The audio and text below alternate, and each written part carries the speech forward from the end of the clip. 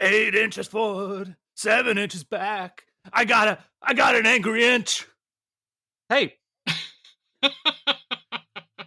whether you like it or not, Hedwig and the angry inch on the Good, the Pod, the Ugly this week.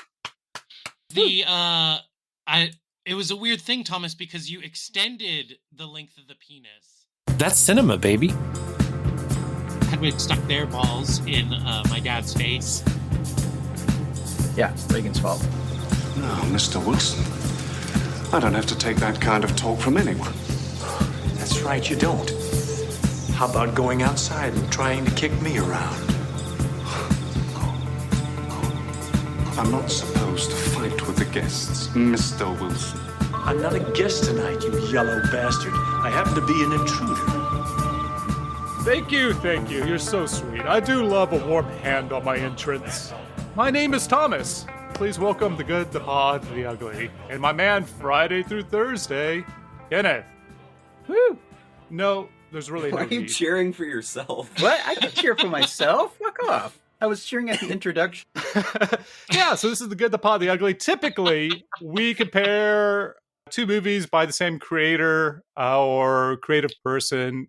We're doing something a little bit different to wrap up our Redux season. We're doing some one-offs. This is Thomas. This is Ken, his bud. I'm Ryan. I'm also a host. And we are joined by original co-host and second seater for the season, Jack. Hi. Recurring guest star. Yeah, well guessed. I'm like, what do they call it when you're Ed McMahon. on the bench? Ah, yes. They call it being on the bench. Yeah. Your relief. Your batting And- cleanup.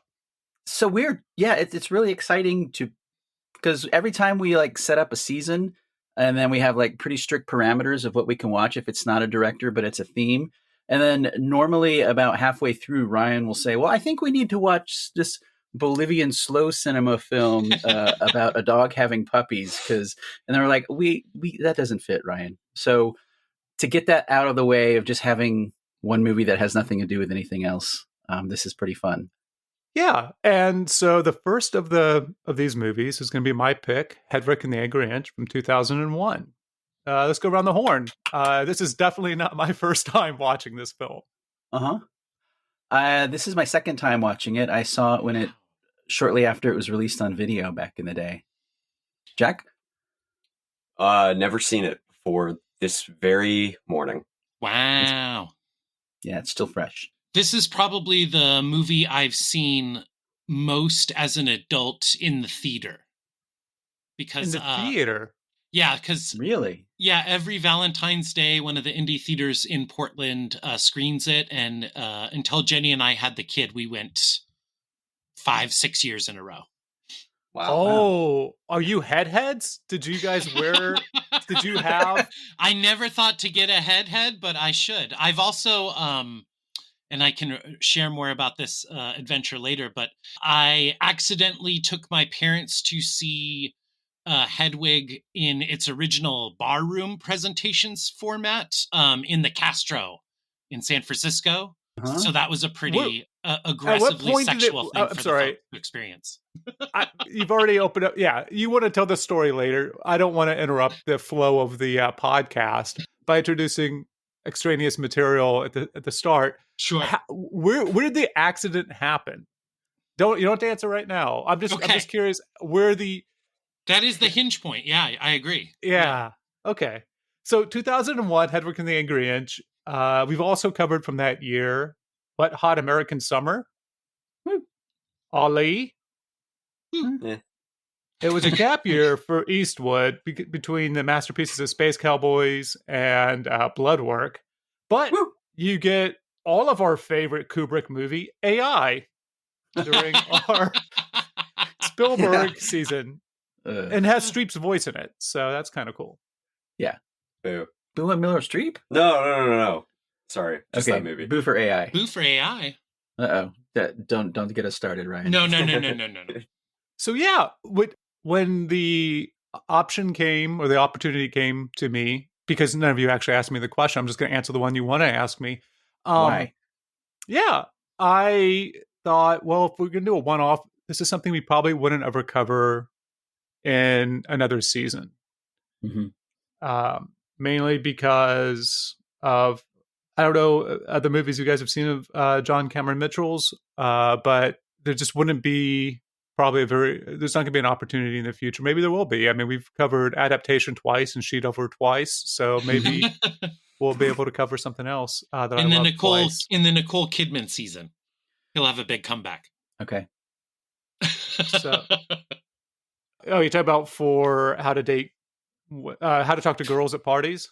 Yeah, and she's also in Rabbit Hole. His other, he's only got 4 films, I think, and she's in the two of the other. Yeah, yeah. She wasn't in Short Bus, surprisingly. Surprisingly not. At this age, I bet, though. Shockingly. Short Bus 2025, I bet Kidman would be Ride or Die. Doubtful. Well, cool. I could talk about, I did the book report on this, reading the play. Oh, wow, where did my book go? I guess I left it down outside the studio. Yeah, I think the genesis of this from early on to the finished play to the movie is fascinating. So I have a lot of questions. I hope you did. You brought it today with your research. Let's see if I can AI your question. Okay. Should we share what we thought? No, that's the reaction. How many of these have you done, Ryan? And honestly, when we get to that, I would like to start with Jack because it was his first viewing. Yeah, and one of the things that watching this again with my spouse, Lee said, I wish I could watch this again with fresh eyes. And there's a few movies that we have that for. That, like, if we could watch Harold and Maude again with fresh eyes, or Dog Day Afternoon, like all these, there's a lot of movies that I'm very glad when I went in to watch it, I didn't know what was going to happen during it. Yeah, I didn't know anything about this going in, and so I wanted to ask you, like, what the genesis of this movie is, because I know that they actually played this live, like Ryan was saying. I know that, and besides that, is Hedwig like a character that John Cameron Mitchell came up with at some point? That's like a performance art bit? Is that where it starts?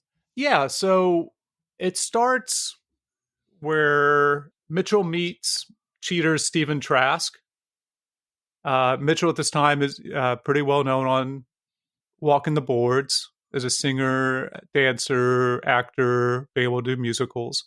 He meets the lyricist and musician for Hedwig that we see on screen, but also is playing in the backup band since they started working on it in 1994, and that's Stephen Trask. And when when Mitchell won Sundance Best Director, he again credited Mitchell. Credited Trask for a lot of the work. So they meet, and Mitchell had seen Cheater play and loved their music, and they just started trying to work out something that they could make a musical about. And the more that Mitchell had talked about this kind of character idea that he had of Hedwig, the more they developed just kind of a general idea. At the same time, a place called Squeezebox was doing punk rock drag. And the thing that they were thinking was that they would have a live, most drag, it's lip syncing. In this, you would have an actual live band, and you don't have to be a very good singer to sing punk, as demonstrated maybe by the opening of this episode, if we don't cut it. 8 inches forward, 7 inches back. I got an angry inch.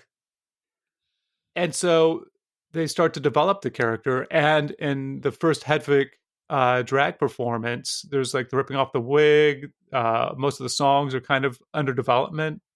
And there's this, it's people don't quite know how to take it because it was a new character with a really long, deep backstory and some monologues. And it's some people felt that maybe Mitchell was like workshopping at the expense of just other people performing. So it had an interesting kind of mixed reception on its first debut at Squeezebox. So I think that answers some of the questions there. Is that yeah? And then from that, they actually thought, okay, this does seem like it's going to be a permanent thing. And I think 98, they had been shopping it around for a while. And then the producers, with maxing out credit card debt, basically got a St. Jane Theater in the Riverview Hotel, which was in the meatpacking district, kind of a shadier part of town at the time. And they heard that there was a theater for rent. They walk in and ask about it to see the space, and the hotel employees don't really know what they're talking about. And they're like, oh, maybe you're talking about the ballroom. And so, yeah, the theater, they basically had to build in the hotel. Their dressing room was 4 stories above it. And oftentimes the elevator wasn't there. It was run by a person. Operators said Mitchell would have to walk down in hills and make up 4 flights of stairs to go enter the theater and make the big entrance. One of the first nights, just to give like a sense of the scene there, one of the first nights, for the critics, like a soft opening, they couldn't use the elevator because they had to bring a corpse down. The coroner was bringing a dead body down, and so they needed to do that first. That took priorities over taking people up in the elevator to the show. But why? I mean, it's not like the dead person is going to be late for anything. It's true. Look, I'm not a New York City coroner. They probably had other bodies to clear out of that hotel. It was a pretty shady hotel. Very cool. Oh, the toilet leaked. The toilet above the stage. There's a toilet in somebody's room, and it was leaking onto the stage regularly. The background fell once and almost crushed somebody. It was very punk rock in some ways. Yeah. I'm very curious about, because this character is so specific with her backstory and everything, and so much of the first half of this movie is a lot of it is about the Berlin Wall. Plays a huge part. And so is that, I was like not knowing anything about this besides John Cameron Mitchell almost hit Andy's cousin with his car. Besides that, I don't know anything about him. So I was like, was that the whole reason we were delaying this episode? Was for Andy to tell a story about Mr. Exotic almost hitting her cousin? Uh-huh. Yeah, that was it. Actually, the cousin was going to tell us. She bailed. Okay. I think she had an NDA, so she couldn't break it. Wow. So we just fucked up her life right now do we have to blank all that out? Sorry, out who's related to Andy? My understanding of the where the character came from is that when Trask and Mitchell were working on it at an early stage, it was about the Tommy Gnosis character, kind of the main character, and then Hedwig. And Tommy Gnosis's story is very similar to John Cameron Mitchell's, and John Cameron Mitchell was also in Germany, right? His dad was in the military. Yeah. Went to Junction, whatever it is, Kansas. But then the character came from, it was like a babysitter of his that he kind of based it on. Yeah, there was somebody amazing when they were living in Berlin as teenager. Oh no, in Kansas. So they got stationed from Berlin back to Kansas. There was a woman who was East German or German who was an ex of one of the, living in a trailer park of one of the somebody who was stationed on base at some point, one of the GIs. And so she was kind of stranded in Kansas and was turning tricks. And so she would sometimes, like a date would come and she would shoo all the kids out. She would have these kind of like maybe like a Marlene Dietrich like sultriness, but it like would shoo everybody out. And sometimes Mitchell says that she would follow them. If she didn't like the look of the date, they would all just like run out the back. It's so fascinating how in various pieces it came together, because you watch the finished product and it's so distinctly of a piece and such a distinct character that he obviously lived in along with the band for years. Yeah. Yeah. They're really, really a tight unit. But it's so weird that it was kind of almost happenstance where they stumbled upon it maybe, and then Hedwig became the main character. Well, and I think what you're saying, Ken, about them taking all this different pieces, I think that's why it's so strong and unique, because in the songwriting, in the dialogue, there are all these little references to real elements of punk rock history and political history and the intersection of all of these things around the character. So it's just such a layered film. You can interpret it so many ways.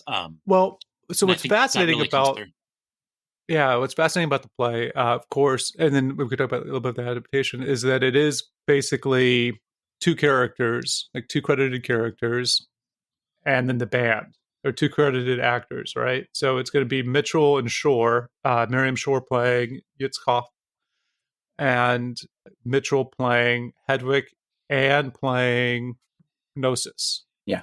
Oh. Yeah. So typically when you said you sounded like you saw maybe this. Oh, again, we're putting a pin in it for how you accidentally saw came this. To be, yeah. Yeah. But when I saw it, it was the same thing. Like there's no manager. There's no second person playing Gnosis, Tommy Gnosis. Mm-hmm. There was no Tommy Gnosis actually when I saw it at all. He was that's what I'm saying. Oh, okay. I thought you meant that. Anyway, I was confused. So when this is produced, it's basically a monologue with songs, and with some the Hedwig character playing both sides of her and Tommy Gnosis. So there was a point that I was making. Anyone remember what it was? Well, so you guys say that's how you originally saw it. Is there a film version where it's just that, or are you talking about like a stage version? No, we see the stage version. Yeah, it got adapted to Broadway, and so now it's a big production most of the time, and it's not. It's played everywhere. I was looking at the other productions tab on Wikipedia, and it is global. Yeah. And Neil Patrick Harris has done it. Omar Epps, maybe, or another black actor has played Hedwig, I think, recently. A woman's played Hedwig, I believe. A cis woman. Uh-huh. Yeah. I'm trying to remember the origin of it. Yeah. I think for Mitchell, like, yes, his dad was stationed in Berlin, was a general, had the patch that Luther wears in the movie is his dad's for verisimilitude. Is the patch, which is a little weird. And so there's this. They were there before the Berlin Wall fell. As they were developing this in '92, it would have been only 3 years after the falling of the Berlin Wall.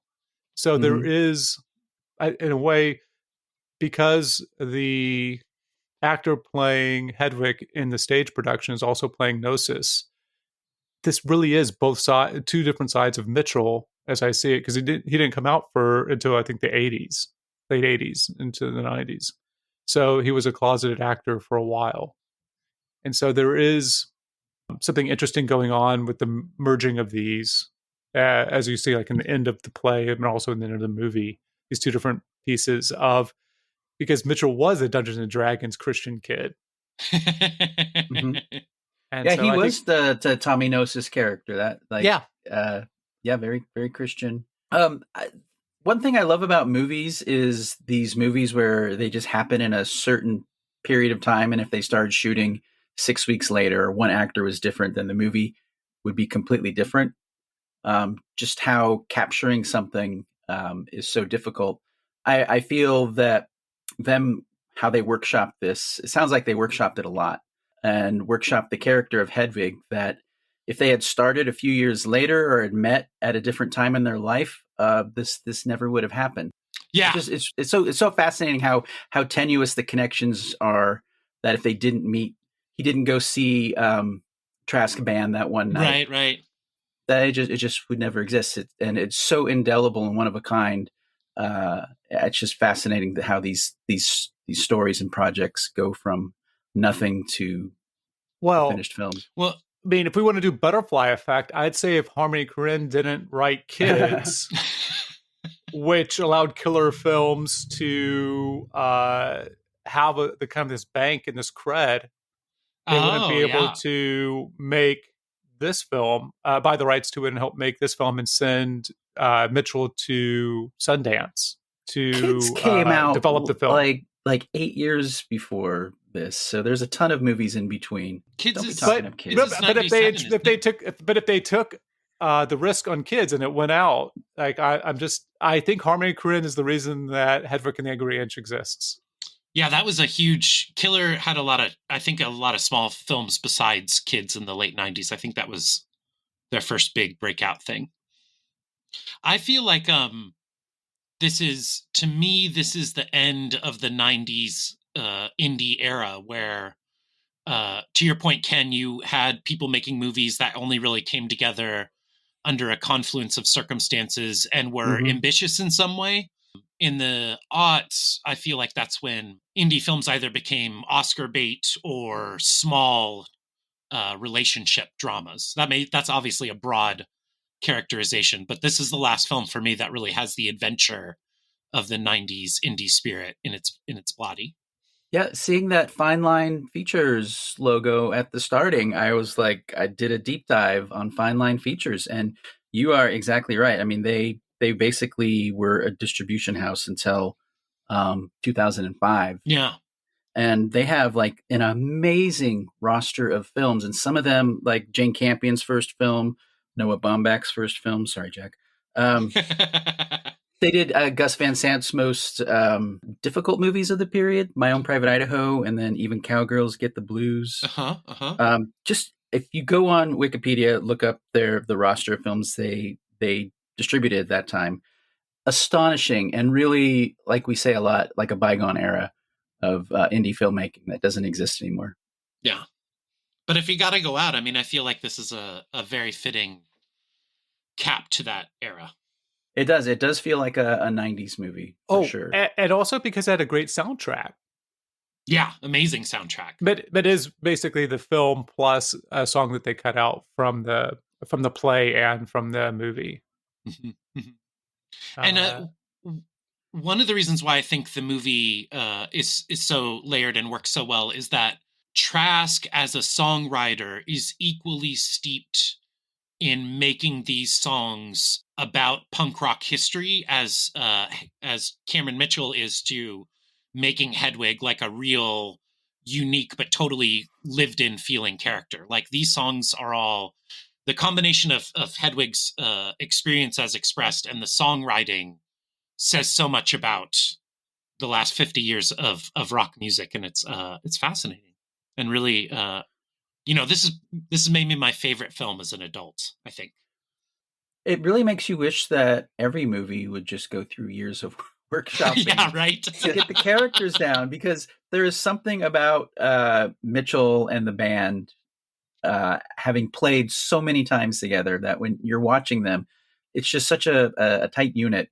playing, and they have so much back and forth. And that's one of the only problem I have with the movie is when a certain character comes in halfway through, it kind of breaks the spell a little bit for me. Oh, fascinating. Yeah, but I want to hear what Jack thinks of it as a first timer. Of what, the movie? Yes. Wow. Wait, it went from going to sleep during the movies to going to sleep while we record.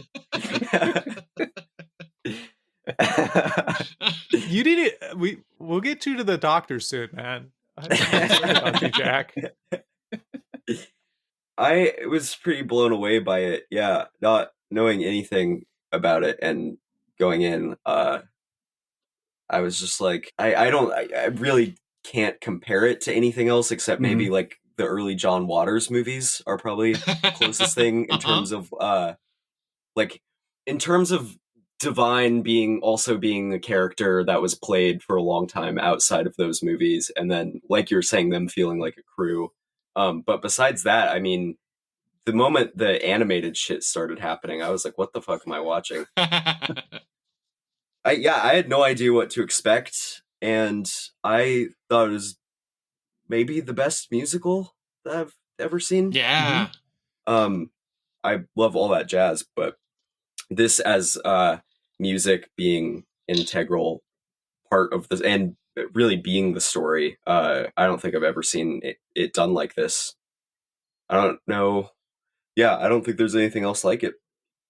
Mm-hmm. Did you watch it by yourself, Jack, or did you have somebody else? Like, I did. room? I watched the first half last night and then the second half this morning. And I think that maybe colors my opinion of it too, because it really does feel like a movie that's split into two halves. And I think I kind of maybe agree with Ken on that a little bit, but I don't know. I guess we'll talk about it. I think the first half of this movie is one of the best paced and edited movies maybe that I've ever seen. Yeah. It's just like pound for pound the amount of story, character, comedy, weird turns and camera tricks, kids listening to the radio and oven. There's so much packed into it that it is one of the best 45 minutes of any movie maybe ever, because it is just so much into it, but none of it feels forced or like an exposition dump. It's so fluid.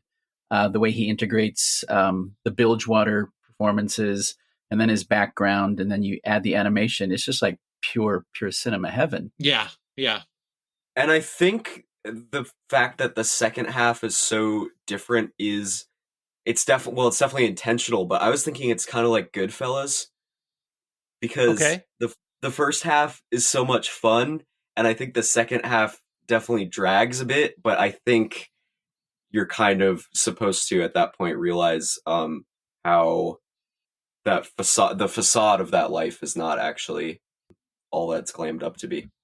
And for you guys are talking about the introduction of Gnosis as the change point? Where's your halfway points? Because we all measure from different locations. it's the Gnosis character. Oh wait, we might have to wait till Ryan quits laughing. This might be a while. Good job, Thomas.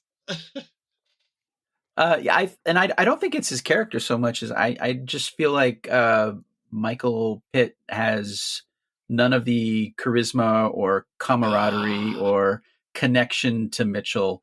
Like all the other, even Andrea Mitchell as his agent, it's a small part, but she's freaking great. Yeah. Everybody feels like they're of a piece, and he just feels like, I don't know, he's just not up to it. He's not up to the standard that the rest of the cast is, as far as their interplay and all that. That's interesting, because he's not part of the band. I mean, I could when two actors are on screen, Thomas, they have chemistry together, and it's something that makes a scene work. And when they don't have chemistry, it doesn't. So I know he's not part of the band, but he doesn't feel like he has the chemistry of the rest of the piece being all kind of. And I'm not saying it's a deal breaker. I think this is a great fucking movie, and a masterpiece. Just that I kind of wish somebody with a little more, somebody that can get out of second gear. It's fascinating because I normally pace change, like in Goodfellas. I have a real hard time. I still love Goodfellas, of course, but the pace change in that really throws me off. Maybe because this one's 90 minutes. I've never felt like a swing like that, though I can definitely see it. And then from this era, Michael Pitt was my favorite actor. So it never... Wow. I guess I could see... This and fucking... Bane? No. This and did you ever see Bully? The Clark follow-up to Kids? Yeah. I also saw... He's great in that. He's great in double Hannibal. feature. We did a double feature the other night and did the is it The Believers? The Dreamers. The Dreamers. Oh, the Bertolucci film. I haven't seen that in a long time, but he was good in that. Yeah. I don't know what happened to him, but I thought he was great in aren't you a Funny Games fan, Thomas? No, that's Jack. Oh, okay. Was he was in the American Funny Games? Yeah, he's the lead of the American Funny Games with Bradley Corbet as the secondary.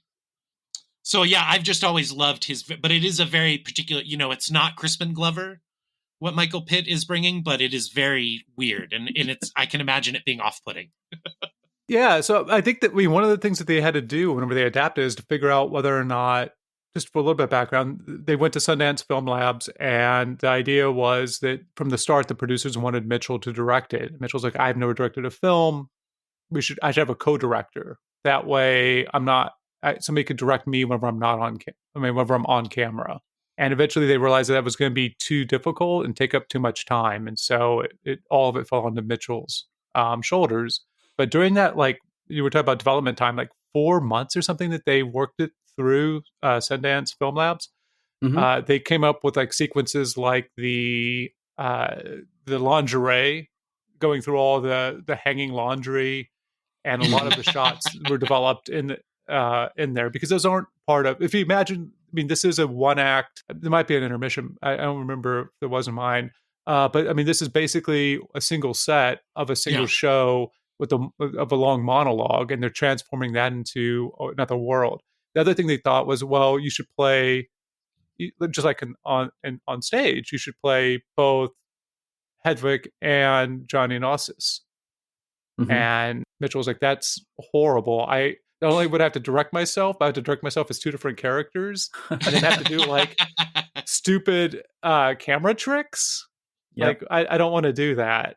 And so, yeah, that's why they ended up having to bring somebody else in.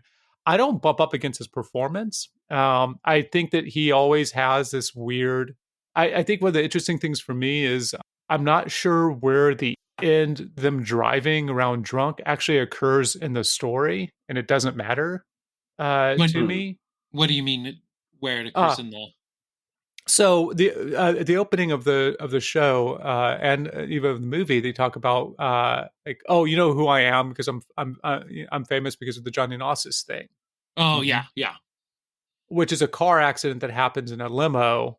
And I think they cut it down a little bit in the movie, but in the play, that limo hits a school bus full of deaf children. There's one survivor who is blinded, one surviving child who's now blind, so blind and deaf. And so they they reduced that. The other thing like Luther and young Hansel are in the shape of a swastika, and they play Deutschland über alles in the original production. So they change a few things for some because it's gonna be on screen forever, and it's gonna change but I think that car scene's great. That reunion is what I'm presuming it is between the two of them after the limo accident is where I'm thinking that comes in, and that instead of taking place at the limo accident, they did shoot a limo car accident that's supposed to be that scene, and it didn't really work, and so they did reshoots with them just in a car singing the song, and there's a lot more connection there. And so I'm just not. I think it's a very fine line for the Gnosis character because he has to be able to deliver that line about have you accepted Jesus Christ as your personal Lord and Savior, and be into rock and roll, and to be kind of into Hedwig, but maybe not really. And Hedwig's just chosen some pretty bad dudes to find to hook her wagon to over the years. Okay, so my understanding of the timeline of the movie, and I think in the play is after the limo accident, but in the movie they're following him around because he stole his songs, and they're going to have a lawsuit, and then it's pretty linear to the way I saw the timeline. I do think there is to me the ending has always been like a 2001 reference. I think the conversation with Gnosis and then the last song occur like are not part of the linear story, like our transcendent, moments. Yeah. In the I think it's formulation. I think it goes into musical logic, and it's all thematic and emotional. Oh yeah, that works too. That's a great way of describing it. Yeah, I mean this in the best way possible, but this totally seems like a movie directed by someone that has no idea how to direct a movie. Yeah. It is very it feels so elaborate and handmade. Yeah, I think this is one of the best directorial debuts of that era, and it's so weird because I remember watching it and going, holy shit, I can't wait to see what this guy does next. And it's like, hey, it's an X-rated movie. And I was like, okay, I'm not going to watch that with my wife. So I never saw it. And then he kind of just he's made a few couple more movies, and he's obviously acted quite a bit, including in Shrill for 3 or 4 years in Portland, Oregon, where he almost killed my wife's cousin. He played Shrill. He played the boss in Shrill. Yeah, he played Dan Savage, basically. That was him? Yeah. Wait, the green troll that has a donkey for a friend? He's also in the Good Wife, Good Fight series. He plays Milo Yiannopoulos type alt-right Nazi boy. It's very funny. Yes, and it's a good time to thank The Good Wife and The Good Fight as our sponsor, because Ryan keeps talking about it. They're great shows. They're great shows. I'm hoping we start seeing some revenue from that, Ryan. Wait, The Good Wife and The Good Fight isn't just one show? It's 2 different shows? Yeah, The Good Wife ended and the main character left, and then they made a new show that's much weirder with the remaining characters. And that one, the second show, is all about liberal panic during the Trump years. And there's like spies and psychedelic drugs, and it's a very weird show. Very cool. And it features John Cameron Mitchell, who is the star writer and director of Hedwig. That's why we're talking about it. Yeah. Oh yeah, there he is, John. Not because it's a great show that is now streaming that you should start watching and binging today. Wait, Patty Harrison was in Shrill? I gotta rewatch this. I think my idea is that Cameron Mitchell, being a native of Broadway, where like if you write and produce one hit show, you can kind of just dine out on that forever. And they certainly make a lot of revenue in royalties. So, oh my gosh, yeah, the amount of productions this thing has had. So I wish he would have made more that were like this, for sure. Well, yeah, it might have been that lightning in a bottle that, or just all the connections coming together. Right. One of the things to that, it just reminded me. So Mitchell, whenever he was rehearsing with the band, would say 5, 6, 7, 8 to get them to go. But the band's a punk band. And so they're like, that count off made no fucking sense to us. We're the 1, 2, 3, 4 type. Yeah. 8's too high. That's too high a count. And so originally when they were producing, like when they had the first shows before they had their own theater and they were trying to workshop this, it was a very tough sell. They were not getting traction because it was too musical for the punk rock people, right? Yeah. And it was too gay for like the drama people. Well, I don't know if that works, but like it has all these dichotomy. Yeah. It has like, it's not, it's a 4-quadrant movie in some ways, but those are weird quadrants. Yeah. Well, that might be a good lead into my story of how I accidentally took my parents to see the most inappropriate presentation of Hedwig. It's Storytime Corner with Ryan. Yeah. Feel free to skip ahead. They took, my folks took my wife and I to San Francisco for my 30th birthday. And while we were there, they were like, we should do some kind of art shit because you like art shit. So I looked in the local weekly paper and saw that Hedwig was playing, and it had already been on Broadway with Neil Patrick Harris and stuff. And I didn't know San Francisco, so I did not know where the Castro was. I just assumed it was, and it said it was at a theater, the such and such theater. So we bought the tickets. We take the cab there, and the theater entrance is in a very small alleyway. And then already we know from the people walking around that we're in the Castro district because it's the heaviest population of gay men in the country, you know. And actually, so maybe more leather than all of Texas. I don't know. Yes. So we go inside and sit down, and it's like a little, it's just a bar. You know, there are like 15 small flat top tables on the floor, and then there's a bar in the back and a little stage in the corner. And over the next 2 hours, you know, Hedwig stuck their balls in my dad's face, and he got car washed.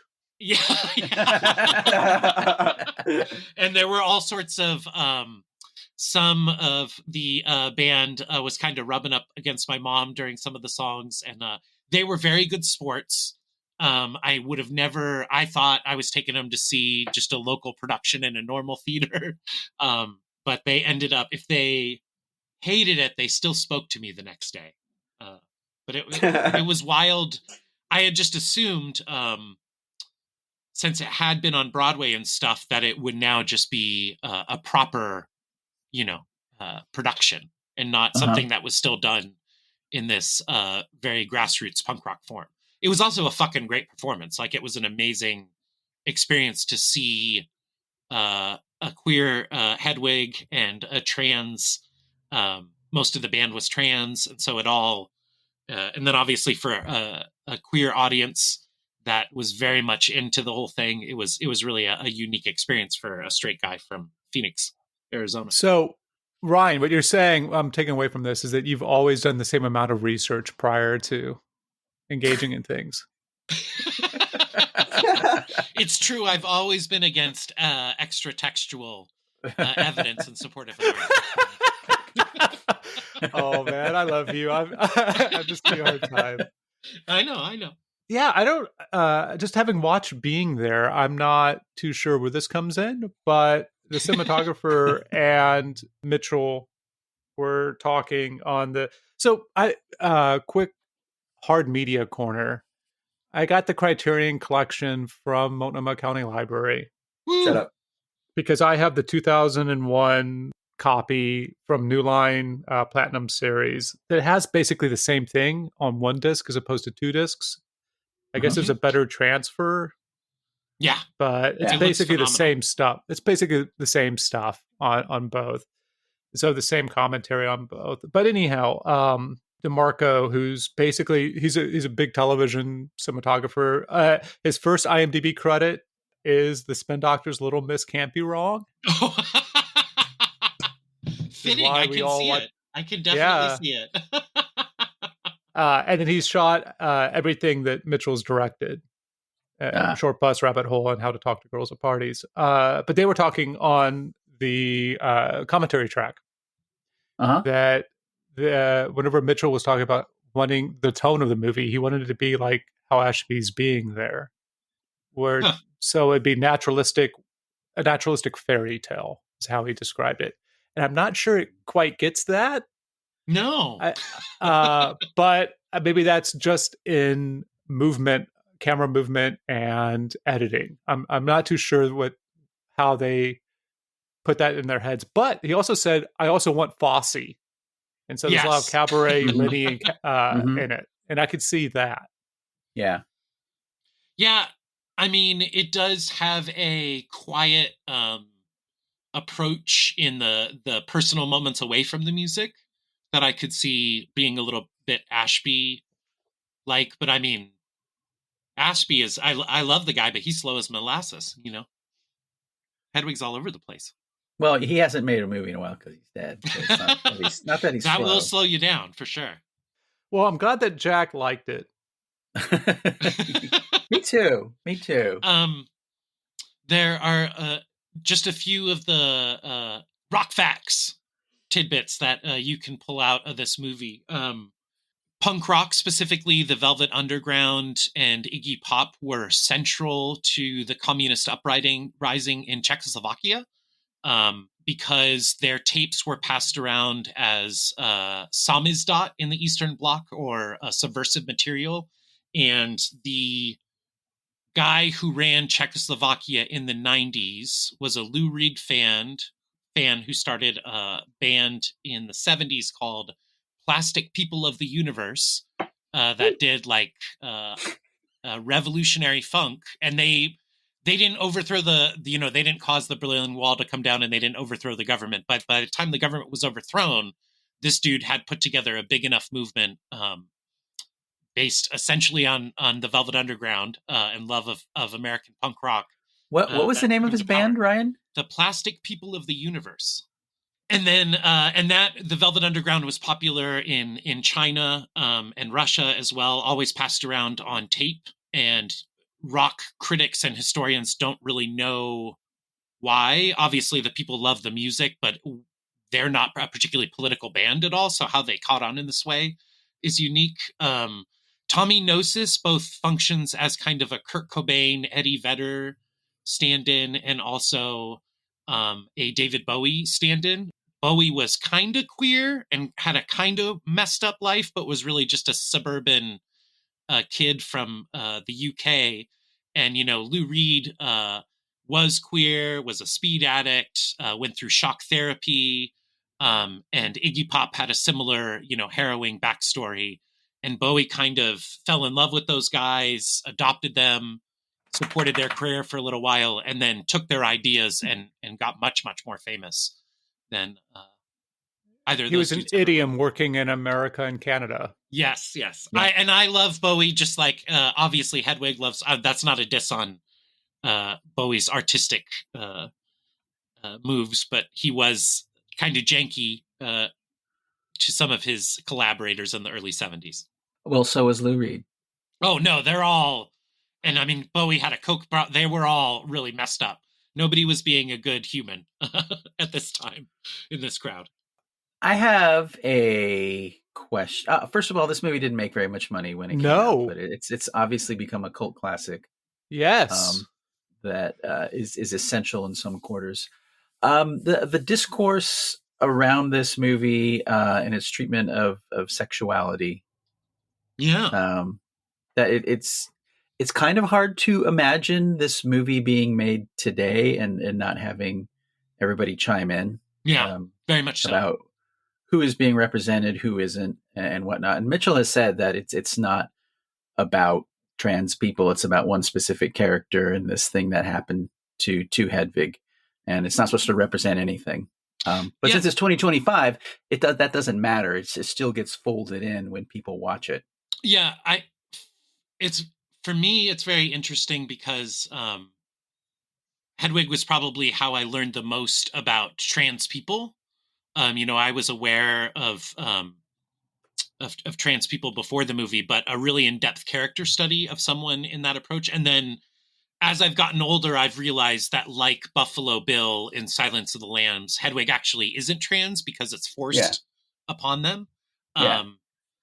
But for someone, for a group of people always looking for more representation, I can see how it could rankle, Yeah, I think I don't know. This film wouldn't come out today, most likely. Or if it did, yeah, absolutely. There would be, everybody would have an opinion, and some would have opinions without having seen the movie.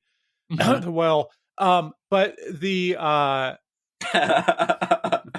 I think what's also really fascinating is that, and I think this is on the Wikipedia page as well, Hedwig and the Grinch performed back before they had the movie on Rosie O'Donnell once or twice, but it was very hard. Like Rosie had to push to be able to let the producers let them on because they didn't want to have Hedwig on, not because of the political like the political issues now that we would have complaints about, right. But because Cameron doesn't do drag, is doing a character.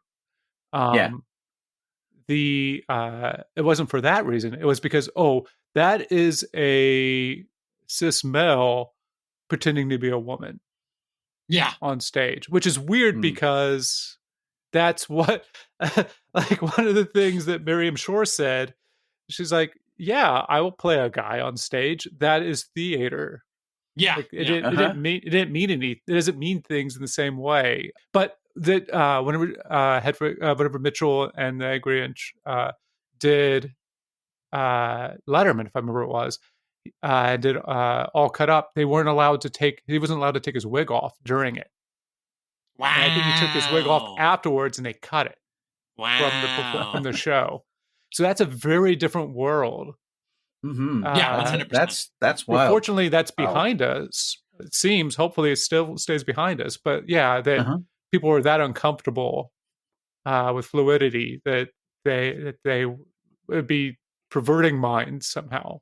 It's so weird that period because we had the 1970s where it was totally okay. I'd take your word for it. I wasn't around. It was totally okay. Well, there was Take my word for it. Christine. I don't remember her last name. The famous, maybe it was an Olympic tennis player in the late 60s who transitioned and then was a celebrity and like a Dick Cavett guest and that sort of thing throughout the 70s is like an accepted, like, oh yeah, she's trans. She was famous before and she's famous now. It's cool. Mm-hmm. Yeah, completely different world. And then it got really puritanical. We seem to have pieces of our history like that in this country. Reagan's fault. Yeah, Reagan's fault. Ronald. And Yes. and Tipper was no help on this front, Mrs. Gore, with her anti-sexy music and anti-Satanist crusade in the 80s. Yeah, got the parental advisory to put on some album covers. One of the greatest marketing scams ever, because everybody wanted Yes. the albums with that sticker on it. Yeah. It's You guys used to have to buy albums like at the store. Yeah, what are you guys talking about? it is something that this movie and other things make me reflect on, Ken, is how much more sexist we were in the 90s than we were before or after. In it, the time I grew up in was a wildly sexist period. Well, I think that was all reactionary to it having gone the other way. Yeah. Yeah, a lot of people who are afraid of things tend to react in a very base, sexist manner. Yeah, that's true. There are, for anyone interested, I don't want to put any Letterboxd users on blast, but there are a number of good reviews of Hedwig from trans people or queer people who have seen it a number of times over the years and love it or hate it, but go into a lot of detail about how complex it is to try and think about the movie for them. I certainly found some of those reviews very enlightening. Mm-hmm. I actually read one of them that you had liked, because I read your review and it said Ryan liked. I said, I'll check this out. Mm-hmm. The most liked review on Letterboxd. And they were very upset because the first time they saw it was before they became a communist. Now, they don't like the jokes about communist. Oh. Germany is like... Sally... I don't remember liking that one. Sally Jane Black, that user, I'll say it. You can bleep that out if you want. But she writes incredibly long, but also incredibly wrong most of the time reviews on tons of movies. She's like one of the most popular Letterboxd accounts. And she's always complaining about like misrepresenting North Koreans and stuff as being like propaganda. It's like, what are you talking Real about? tanky. Hunt for Red October. Man, when I first saw that... Well, there's some tie-ins between this and previous movies we've seen, and just in the sense that, or some of the seasons, I guess, in that for the restaurant scenes, so the same, like whenever they're playing, they just the shoot a different chain. Yeah, they just shoot a different set of walls because it's all in the same. I mean, and they bought they rented out a old pizza place, and then they just redecorated it. And so you could see how they reuse the space as they go along. They paid it over, though, to be able to put up those Xerox. They just did Xerox out of a book and enlarged it to make the ship sinking. Mm-hmm. Which is because the original hotel that they were in was where the survivors of the Titanic went. That's right. It was actually the same spot. And so that's a callback to that portion of it. But in the show, that's funny. That's awesome. In the notes of the theater, they say, or the play, they say, like, adapt it to yourself. Be witty. What they covered up with that were old pictures of Westerns in the pizza place, including Clint Eastwood photographs. Wow. And then we know that Nicolas Cage was supposed to play Joe Exotic. Mm-hmm. So we have a tie into that season. Yeah. Michael Pitt was engaged to Asia Argento for a few years. That makes sense. Whoa. Wait, what? Yeah, in the early aughts. Isn't she the one that had an affair and made everybody's favorite chef? Not made him, but he killed himself because of her. Who's everybody's favorite chef? Tall Bourdain. guy. Yeah, she Or- was. Oh, yeah. She was his partner. I never learned anything about the circumstances of his passing, but they were involved. Yeah, Much like Kurt Cobain, I think he was murdered. Mm-hmm. is that right? Well, Did Courtney do it this time too? She's a busy lady. Andrea Martin. She plays a Ferengi in Deep Space Nine. Oh, And so is that's Tracy where Walter. I recognize her from. JC Walter, our future season. Yeah. Time is a circle. It's already happened, right? And then part of the band is Rob Campbell, Kristoff. I can't say his name properly. And Rob Campbell's first motion picture credit is Unforgiven, Ah.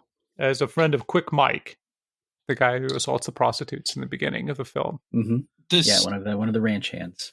the studio band that plays the music is also a little bit of like a backbeat type situation where it's Bob Mould from Sugar and Husker Du and a bunch That's of other right. percussion musicians backing up Cameron Mitchell and Trask. That's pretty crazy. Yeah, Bob Mould's an all-timer. yeah, and the album is incredible. I mean, it's one of the few musicals try and do rock music quite a bit Mhm. and almost never succeed. And this may be the only time Yeah. where this is like a genuine, you can listen to it as a rock album. It always sounds like somebody who's used to Broadway musicals trying to do rock and roll. Yeah, yeah. And this feels very organic to the musicians making it. Yeah, I think you're right. That's one of the things. The songs, all the songs are great and really remarkably sequenced. And some of them are catchy. I was singing a couple of them this morning Yeah. in the shower. The dogs were howling. Great. Did you like the music, Jack?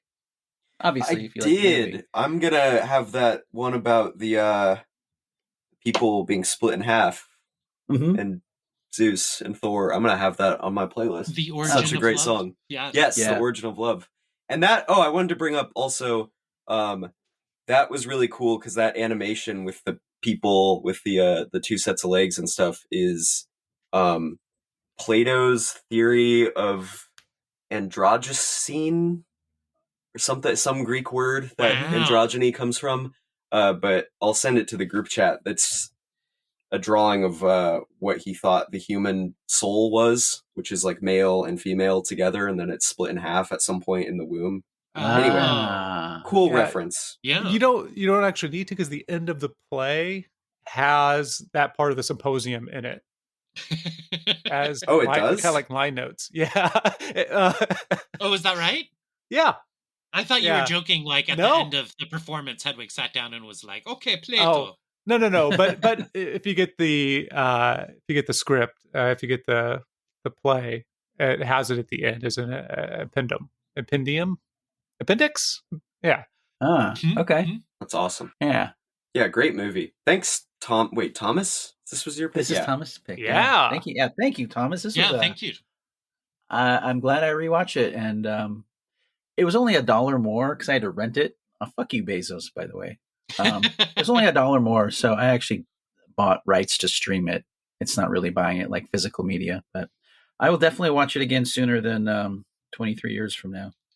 I got Jenny gave me the Criterion for Christmas, so Ooh. we've spun it a couple times. Very nice. Yeah. I'm going to make Annabelle watch this. I think Annabelle would love this movie. I do too. I think Annabelle's already seen it. Nah. It says on Letterboxd that they did. Really? Yeah, we'll talk about this off air though. What are we doing next, friends? Roll the dice. 1 out of 3. You want to do Eddie Coyle since you recently read the book? I did read the book recently, so it would be better for me to do that sooner rather than later, but I can also hold off and just skim it if need be. Did you finish the book yet, Thomas? No, but it's a sliver of a book. It's like Yeah, a long it's- short story or novella. I if we want to record that next, I can definitely have it read by the time we record. Cool. Okay, let's do it. Friends of Eddie Coyle. All right. Thanks to Ryan for our theme song. Yeah. Thanks to, I guess it would be Paramount Plus that does The Good Fight and The Good Wife. Thanks for being our sponsor this week. I was gonna leave it. I thought it was part of the bit. Yeah. And if you were dying to know which part would be improved with Roseanne Barr, No, we're not still doing this. It would be Yitzhak with the sprayed on stubble and everything. singing harmony. Okay. Going to Guam, Dan. Miriam Shore was hired because she could hit notes that Mitchell couldn't in the original production. And so I can't allow for that. She could be the agent. Nah, it's too obvious. She could be she could be the army guy. That's what I was gonna say. Yeah. Luther. Yeah. She could be Girl, you are something. Do you like candy? All right. God, now I have to sleep and have nightmares. Thank you all. All right. Anything else? Anybody wants to add anything else? Oh, I had a joke that I wrote down, but there was nowhere to put it. Go for it. Okay. I think At the end of the show. So when Gnosis and Hedwig are making out for the first time, it's the front thing. Yeah. And then he puts his hand down. Anyway. At that point, Hedwig says, "You want to know how I got these scars?" Wait. Are you doing Roseanne Barr? I was trying to do Roseanne Tom Barr Waits. as the Joker. Yeah, as Tom Waits, as Heath Ledger's Joker. And you want to know how I got these scars? Wow. All right. John Cameron Mitchell, if you're listening, we're sorry. And also call us. Yeah, call us. Jesus said the darndest things. I'm going to go listen to this week's podcast with my head in the oven. I'm not talking at you. See you guys I'm next talking week. to you. Yeah. I have your passport. I don't want to hear about you. I want to hear from you. It's 10-4. 10-4, oh, buddies. Destroy. Kill all hippies. I don't hate it. I just don't know why you're straight from the formula.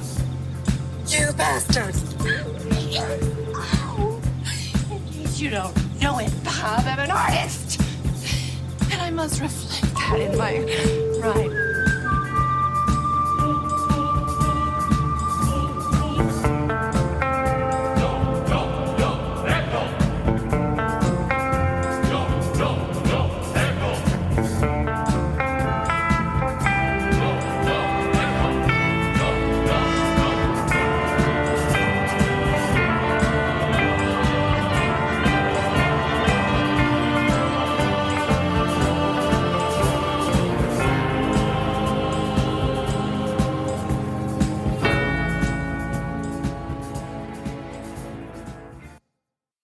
Forward, 7 inches back. I got an angry inch.